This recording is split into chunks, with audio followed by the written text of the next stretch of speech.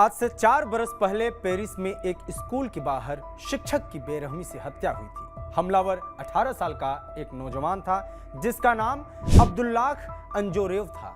अंजोरेव को social media पर जानकारी मिली थी कि सैमुअल पैटी नाम के टीचर ने क्लासरूम में पैगंबर मोहम्मद का कार्टून दिखाया था। हालांकि यह खबर सच थी या झूठ हम उस पर नहीं जाएंगे, लेकिन इस घटना से अंजारोव इतना आहत हुआ कि उसने टीचर को सबक सिखाने की ठान ली।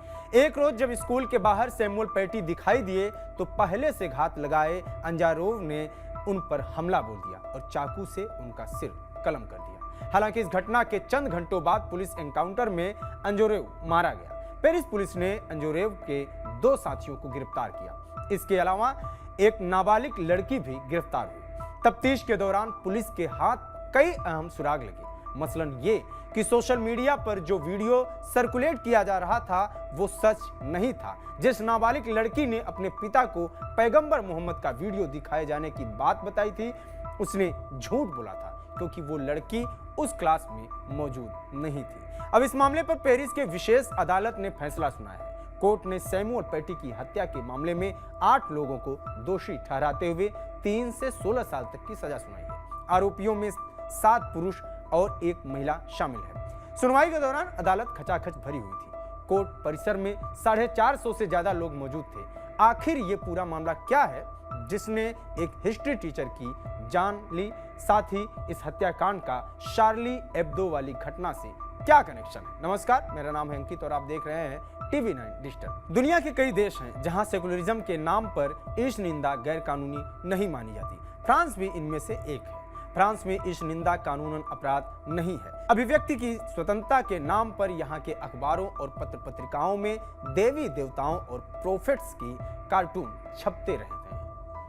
शार्ली एब्दो मैगजीन का मामला तो आप लोग जानते ही होंगे। दरअसल 7 जनवरी 2015 को शार्ली एब्दो के दफ्तर पर हमला हुआ था। इसमें 12 लोग मारे गए थे। आरोप था कि मैगजीन में पैगंबर मोहम्मद का विवादित कार्टून छापा गया था।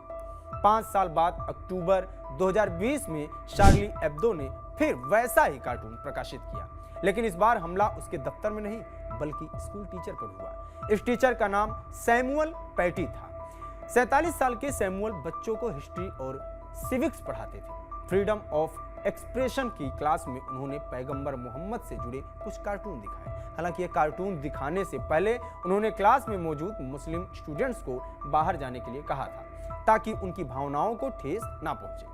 14 साल के एक टीनएजर ने अपने पिता को इस बारे में बताया। उसने कहा, हिस्ट्री टीचर ने हमें शार्ली एब्दो न्यूज़पेपर में छपे पैगंबर मोहम्मद के कुछ कार्टून दिखाए। इनमें से एक कार्टून में पैगंबर के शरीर पर कपड़े नहीं थे। हालांकि बीबीसी की रिपोर्ट के मुताबिक जिस दिन ये कार्टून दिखाए गए थे उस दिन 14 साल की ये टीनेजर क्लास में मौजूद नहीं थी। अदालत ने अब इस लड़की को झूठे आरोप लगाने का दोषी पाया है। इसी तरह अन्य टीनएजर्स को आपराधिक साजिश में शामिल होने का दोषी पाया है। क्लासरूम में पैगंबर मोहम्मद से जुड़े कुछ कार्टून दिखाए जाने की बात सोशल मीडिया पर तेजी से फैल गई। सोशल मीडिया पर सैमुअल के खिलाफ कैंपेन शुरू हुआ। 18 साल के आरोपी अब्दुल्लाह अंजोरोव की नजर इस पोस्ट पर पड़ी। उसने सैमुअल को मारने का प्लान बनाया। अंजोरोव ने क्लासरूम की घटना के 1 हफ्ते बाद सैमुअल की हत्या को अंजाम दिया। 16 अक्टूबर को वो स्कूल पहुंचा। गेट के बाहर सैमुअल का इंतजार करता रहा। उसने कई बच्चों से सैमुअल के बाहर आने की जानकारी ली। इसके बाद टीचर पर नजर रखने के लिए 2 बच्चों को पैसे भी दिए। अंजरोव ने गेट के बाहर करीब 2 घंटे इंतजार किया। जब सैमुअल बाहर निकले तो अंजरोव ने कुछ दूर तक उनका पीछा किया। उसके हाथ में 12 इंच का चाकू था। मौका मिलते ही उसने सैमुअल पैटी पर हमला कर दिया और उनका सिर कलम कर दिया। हमलावर 18 साल का युवक था जो चेचेन मूल का रूसी नागरिक था।